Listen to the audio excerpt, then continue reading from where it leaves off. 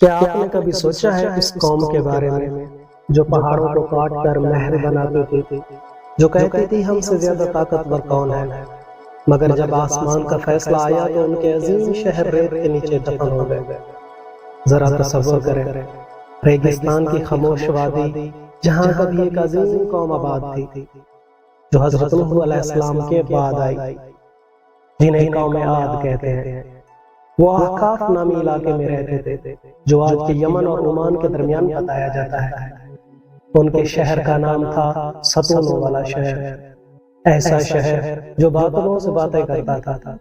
ان کے جسم پہاڑوں جیسے مضبوط، قد ایسے بلند جیسے آسمان کو چھو لے، اور غرور ایسا کہ زمین بھی ان کے سامنے چھوٹی لگے۔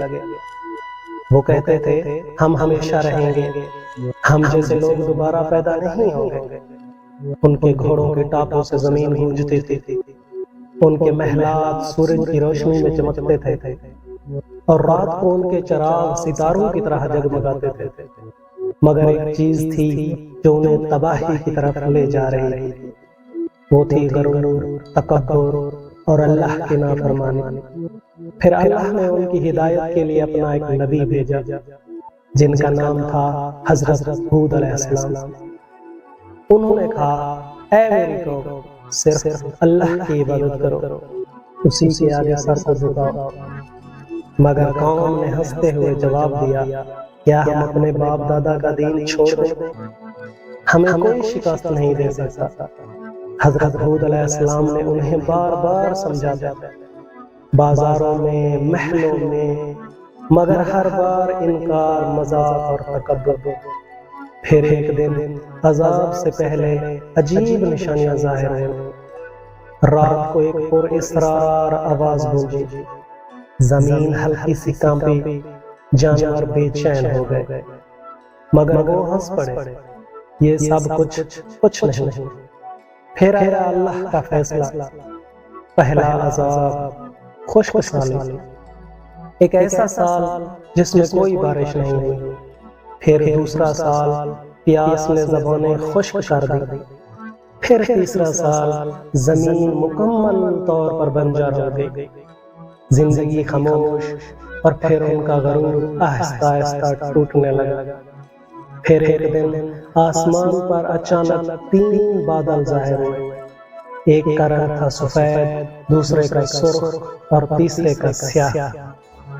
آسمان سے ایک آواز آئی، ان میں سے ایک کو چن لو۔ انہوں نے سیاہ بادل چن لیا۔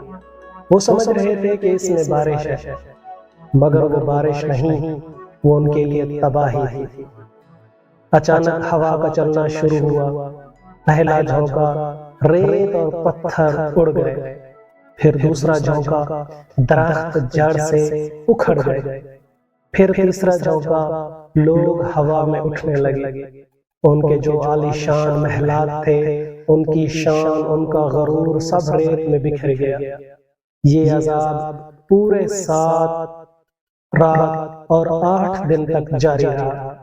جب ہوا رکی تو صرف خاموشی تھی۔ زمین پر پڑے تھے کھوکھلے تنوں کی طرح گرے ہوئے جسم، مگر جو لوگ ایمان لائے تھے اللہ نے انہیں بچا لیا۔ حضرت ہود علیہ السلام نے آسمان کی طرف دیکھا اور فرمایا، اے میرے رب، اے میرے رب، تو سب سے زیادہ رحم کرنے والا ہے۔ آج بھی احقاف کی ریت کے نیچے وہ شہر دفن ہے، ایک خاموش گواہی جو کہتی ہے، طاقت نہیں، غرور نہیں، صرف اللہ کی اطاعت کرو۔ اگر یہ ایمان افروز کہانی آپ کو پسند آئی ہو تو ویڈیو کو لائک کریں، کمنٹ میں بتائیں اگلی ویڈیو کس قوم پر ہو، اور چینل کو سبسکرائب ضرور کریں۔